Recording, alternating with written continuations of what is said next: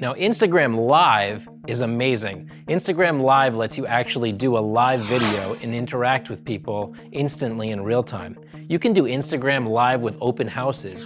You can even do Instagram Live if you don't have any properties. What if you just did Instagram Live where you walked around a different neighborhood and you talked about the prices of the properties in that area? You talked about how the prices are going up or down. I mean, what's the most common question you get asked as a realtor? How is the market?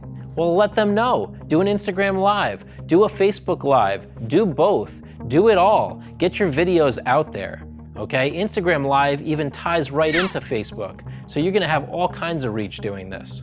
I highly recommend you give it a try. The nice thing about doing live is that they're not expecting you to be totally polished. You don't need to be totally professional, right? It's okay to be an amateur video nowadays. You know, of course, you want to have a professional look and feel, but if you mess up, so what? Get out there and do it. That's the most important thing. Feel free to reach out to us with any questions. Definitely subscribe to our channel. We're here for you to provide value, and we hope you enjoy all this, so please comment below and let us know.